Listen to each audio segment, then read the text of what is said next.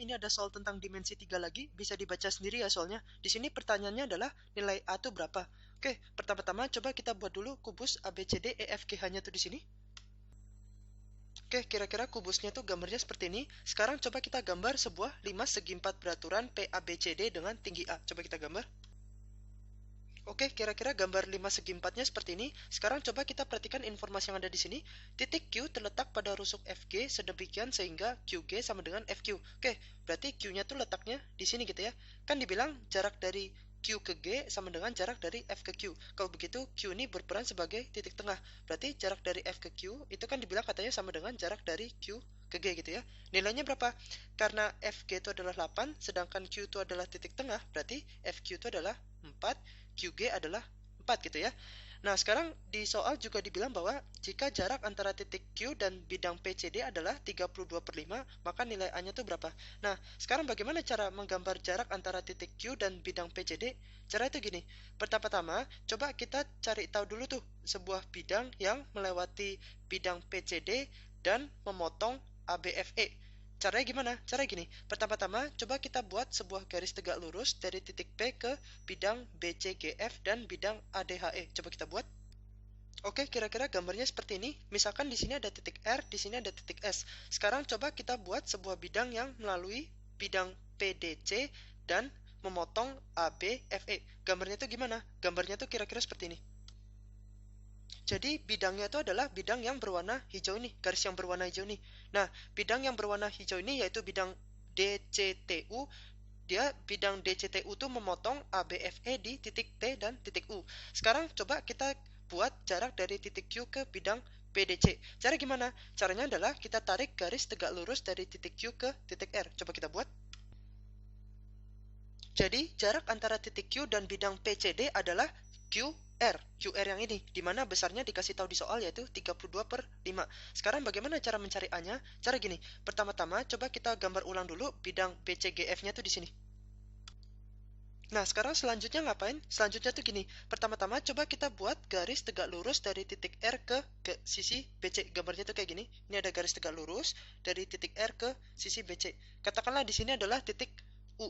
Nah, panjang dari RU ini berapa? Sekarang coba kita lihat lagi kubus di sini. Nah, di sini kan titik U-nya di mana? Kan titik R di sini, titik U-nya berarti gini kan? Garis tegak lurus dari titik R ke BC. Tegak lurusnya di sini, berarti U-nya di sini. Nah, panjang dari RU ini besarnya berapa? Panjang dari RU itu kan sebenarnya sama saja dengan tinggi dari 5 segi 4, yaitu tinggi PP aksen, yaitu A. Kalau begitu, panjang dari RU ini adalah A gitu kan.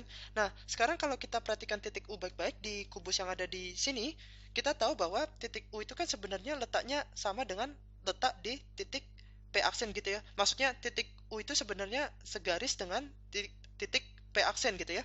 Nah, kalau begitu, karena titik P aksen itu adalah perpotongan antara diagonal AC dan BD, dengan kata lain, P aksen itu adalah suatu titik tengah. Dengan begitu, U juga adalah titik tengah. Kalau begitu, jarak dari C ke U sama dengan jarak dari U ke B. Berapa nilainya? CU itu adalah 4, UB itu adalah 4 juga gitu kan? Karena U adalah titik tengah, sama seperti P aksen ya, titik P aksen maksudnya. Nah, sekarang bagaimana cara mencari ini? TB di sini nih.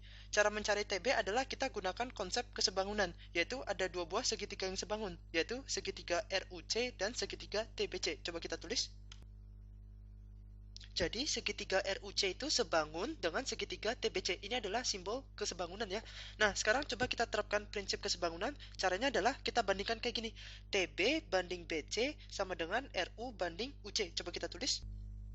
Sekarang kita ganti BC, RU, dan UC dengan label yang ada di sini. Nanti dia dapatnya tuh seperti ini.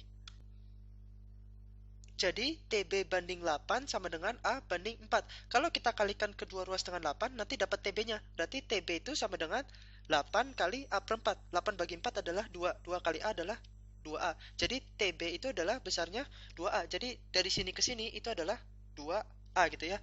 Nah, kalau misalkan TB sudah tahu, BC sudah tahu, berarti TC bisa kita cari kan dengan teorema Pitagoras. Yaitu apa?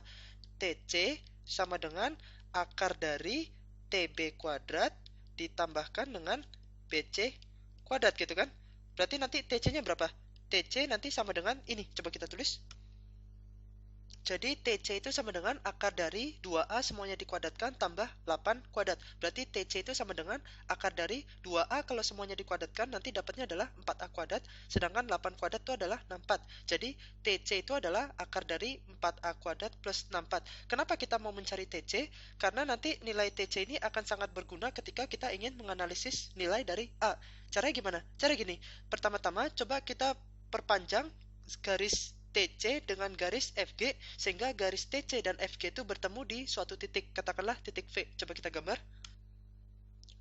Kira-kira gambarnya seperti itu. Nah, sekarang bagaimana cara menganalisis cari nilai A itu? Cara gini, pertama-tama coba kita perhatikan segitiga VFT.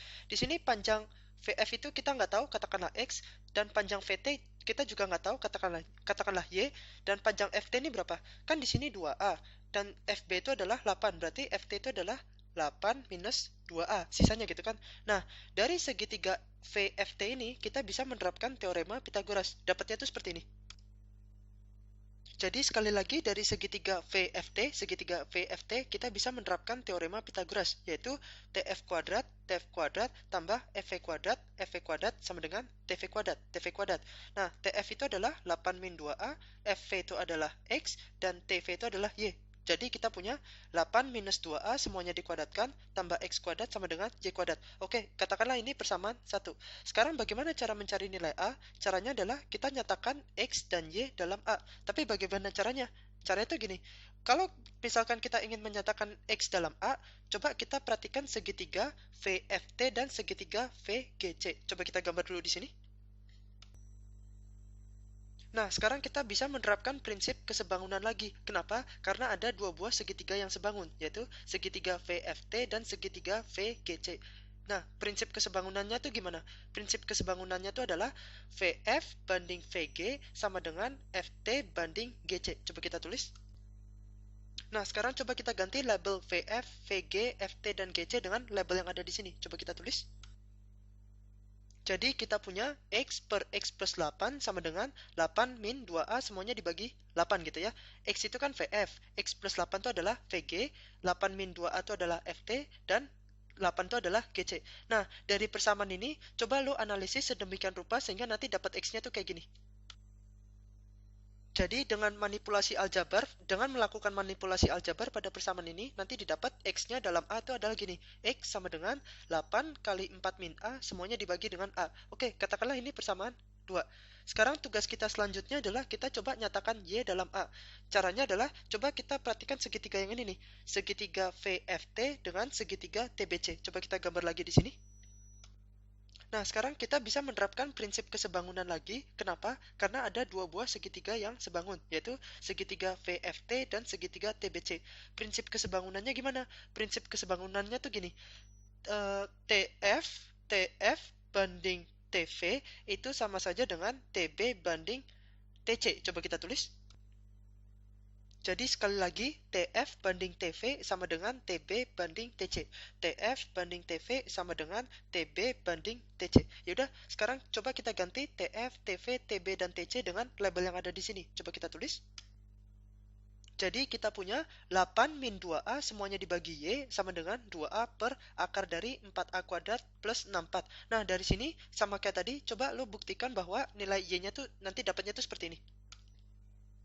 Jadi dengan melakukan manipulasi aljabar pada persamaan ini, nanti didapat Y sama dengan 4 min A, semuanya dikalikan dengan akar dari 4A kuadrat plus 64, semuanya dibagi dengan A. Oke, katakanlah ini persamaan 3.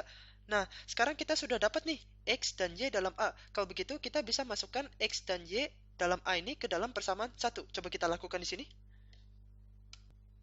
Jadi kalau X dan Y kita ganti dengan X yang ada di sini dan Y yang ada di sini, nanti kita dapatnya itu seperti ini. 8 min 2A semuanya dikuadratkan kan bisa kita tulis gini. 8 min 2A itu kan bisa kita tulis sebagai 2 kali 4 min A, ya enggak? 2 kali 4, 8. 2 kali min A adalah min 2A. Ini semua dikuadratkan. Tambah X-nya kita ganti dengan ini semua, nanti dapatnya itu seperti ini. Sedangkan Y-nya kita ganti dengan ini, nanti dapatnya itu seperti ini. Sekarang coba kita aljabarkan ruas kiri, apa yang kita dapat? Nanti kita dapatnya itu seperti ini. Untuk ruas kiri kita punya 4 kali 4 min A semuanya dikuadratkan tambah 64 kali 4 min A semuanya dikuadratkan bagi A kuadrat. Sedangkan kalau ruas kanan kalau dijabarkan nanti dapatnya tuh gini. 4 min A semuanya dikuadratkan kali akar kalau dikuadratkan kan hilang. Dapatnya itu adalah 4A kuadrat plus 64. Ini semua dibagi dengan A kuadrat. Nah, sekarang kalau kita perhatikan ruas kiri dan ruas kanan baik-baik, kita bisa lihat bahwa ada suku 4 min A semuanya dikuadratkan. Yaudah, supaya enak analisisnya, coba kita kotakin dulu ini. Ini kita kotakin. Terus ini juga kita kotakin. Dan yang terakhir ini juga kita kotakin.